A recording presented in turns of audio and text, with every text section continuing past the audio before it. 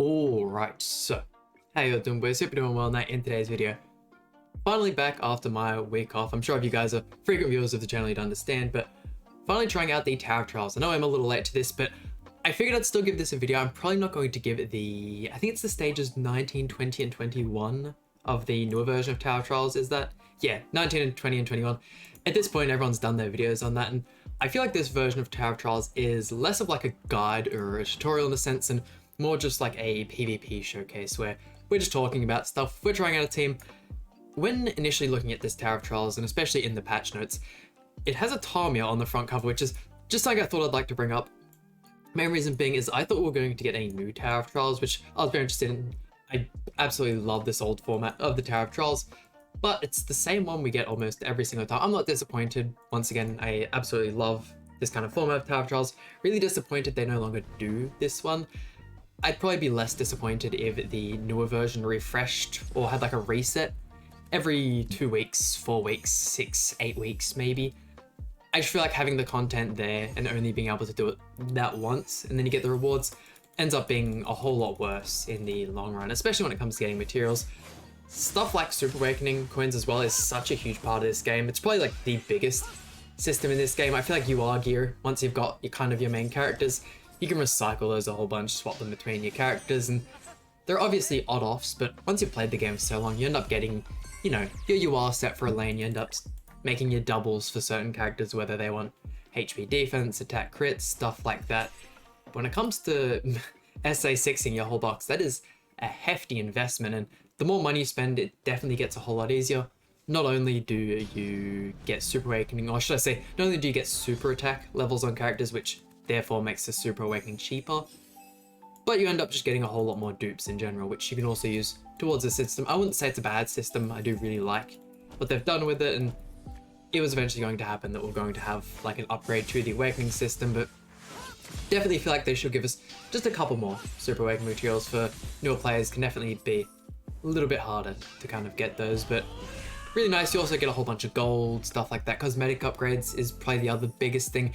Actually, I might go ahead and say cosmetic upgrading everyone is, definitely a lot harder than it is Super Awakening everyone, because not only do you have to get the materials, which are very, very exclusive, you end up having to buy the costumes for all your characters, and if they're starting off with SR costumes, you end up having to spend a lot of cosmetic upgrades. But hey, new Tower Trials, really, really nice. Haven't even had a look at what the teams are for the new stages 19, 20, and 21, but honestly, it's just good to be back and recording videos again. It definitely feels weird having the week off, but it's also still very, very familiar.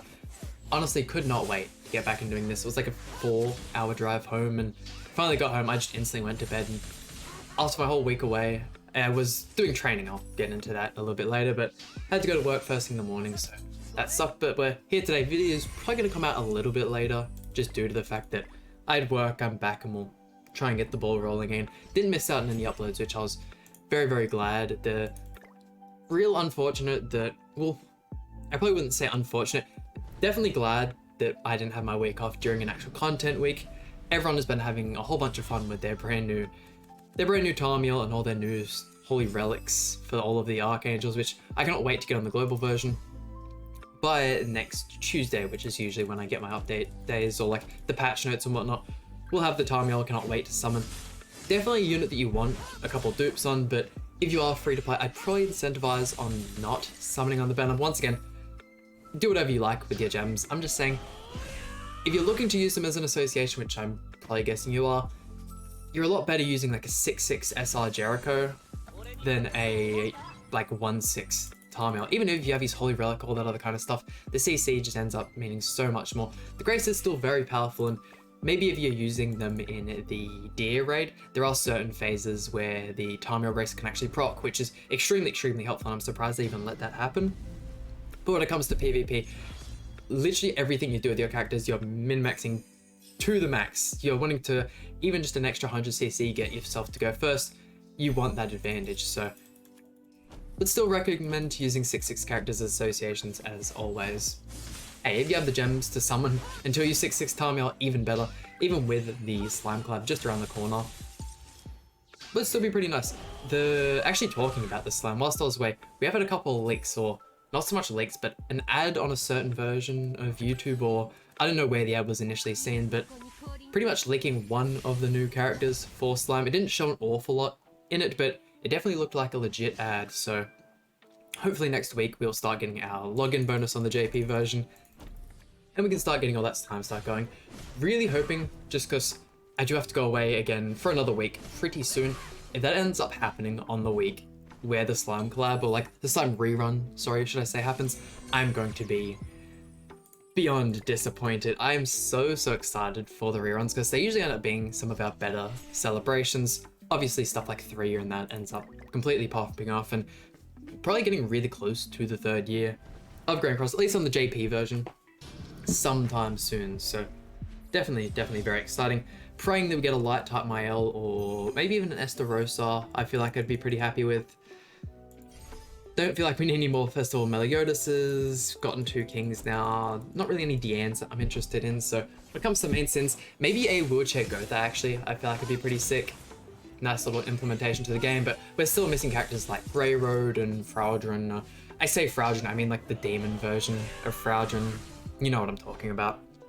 But yeah, really hoping it's light type Mael. I feel like that'd be perfect addition for the 3rd year.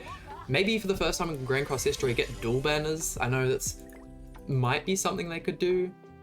I definitely feel like that'd be absolutely sick. Probably making, but if you were to do that, you'd probably have to make both the banners have the same amount of value. Otherwise, why would people not just go ahead and summon on the Mael when the other character has less value? Might as well put them on the same. Who knows? Maybe we'll get a Mael and an Estarossa as a dual banner. That I feel like that goes so hard for Grand Cross. But yeah, Festival, Slime Club coming up. Going back to what I was saying before about the had to go to training, so I obviously work a 9 to 5, and for that I was rostered pretty much to go away up to Penrith. If you guys don't know, I live in Australia, and I'm on the Central Coast, so that was like a 4-hour drive. Got up there, stayed up there the week, 9 to 5 at this certain facility, training each day. Finally back now, so glad to be back. I get homesick, and hotels really just not the biggest fan of, but great to be home, great to be making videos again. And other than that, I don't feel like there was an awful lot to do there. Like, you're spending your entire day at this facility. Met a couple really cool people, but other than that, I'd much rather be home making videos, working as per usual. And has there been much more that's happened in Grand Cross? We have gotten a little bit further notice when it comes to Origin, what do I want to call it? It's called Cube basically, and it's a kind of like Steam in a sense, where you can have like a bunch of games and whatnot on it. They want it to be like a gaming platform, like an entertainment platform is probably the best way I can put it.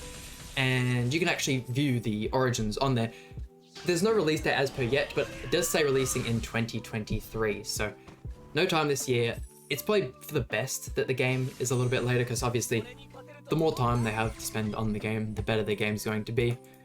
Only thing worrying about the actual Cube platform is almost all of the games on that platform, I'm saying almost because they aren't all this kind of game, but are the pay to earn games where you can kind of like buy like non-fundable things, and I don't really get how it all works. I'm not super interested in that kind of stuff, but I doubt they'll do something like that with Origins. I feel like they are going to kind of stick to the Breath of the Wild, Genshin Impact kind of style, where it's more of that open world.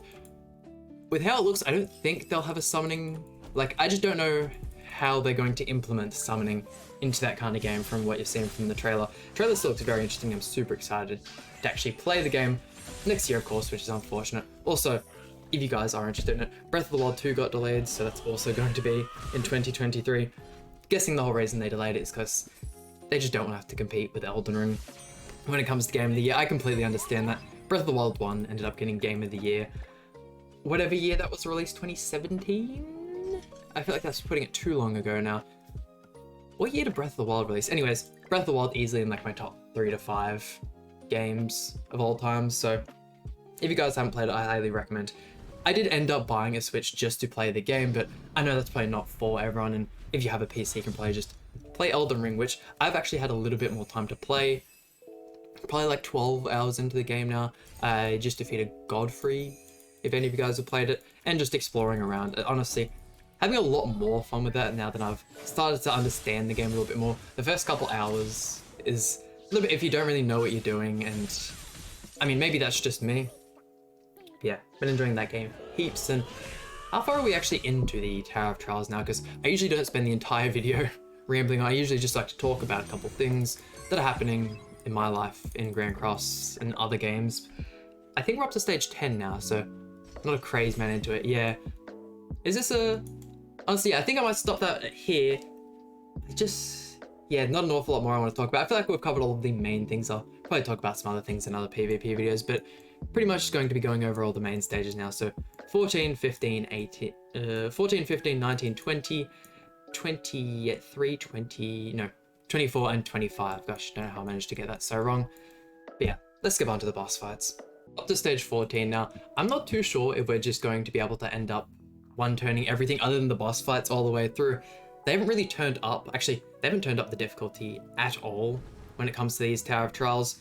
Since this actual stage was released, it is kind of cool they do that because these kind of release around certain periods of the game where a lot of newer players are coming around, and it's good. A whole bunch of free rewards really helps. So I would still really like to see this be the main kind of Tower of Trials we get, because playing through some of these initially when they came out and when I was free to play were some of the funnest times playing the game. I wouldn't say the game's less fun now that I am massively pay to play, but I don't know. A whole lot of fun these, especially the final bosses when they initially came out. I feel like they fumbled the bag just a little bit with final boss. Maybe that's just me, because now that they've released the Demonic Beast battle, I would easily say that is the best PvE content in the game. This is definitely close, but they haven't updated this or done anything new with it in quite a while. Would definitely be interested in us getting some new, or at least newer forms of PvE content. They've given us stuff like the Guild Wars, which, I don't know, I just feel like certain stuff like that where you're relying on like a group of 25, 30 people in order to do an activity to compete is once again a little bit hit or miss. That's why I love the Demonic Beast battle so much, because it's just you, just your team, you build the units. There's gimmicks, of course, and there's like a whole lot of repetition and trying out different stuff, but I just think the way it's designed is so well done. And are we really going to turn both of these bosses? Wow. Let's see, maybe once we get up to stage 24 and 25, I might put an attack food and see if we can still one-turn all of them. And actually, at the time of recording this video, we're sitting on 931 subs, I think it is. I'd probably have to bring that up to be exact. That is honestly mind-blowing to me, to think that we've gotten this far, and I still don't know what I'm going to do as a 1,000 subscriber video. I'm sure I'll figure out something, but it's coming up so quickly, and to think that we've even made it to this point, I think it was over a year. Yeah, we've definitely been doing YouTube for over a year now. I wouldn't say doing YouTube, but the channel has existed for over a year. I've been probably making videos for 6 months, around that kind of period, so never thought we would have grown this fast, and to think the channel's even become what it has at this point. So if you guys made it this far, cannot thank you enough for all the support. Absolutely crazy to think, and I mean, I'm sure by the time we catch up to the JP version, we'll be even closer. Who knows how far this channel may end up going and what we may end up moving on to. Definitely excited to have Origins come out. I feel like having the channel be at this kind of mass when Origins come out is going to be very good for it. Can kind of do a bit more when it comes to that. You know, I already have a bit of an audience, and you know, we can both explore Origins together, that kind of stuff. Let's see, surely we don't turn one Camilla as well, right? Because that'll just leave us up to 24 and 25. We'll go same starting hand. This is literally such audible content. At this point, it's mind-blowing, but yeah, definitely holding a lot of faith in Origins when it comes out.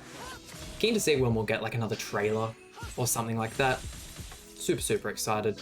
Doesn't look like we're going to be turn oneing Camilla though. Hey, close. If we had to put the attack food on though, definitely would have been able to get it.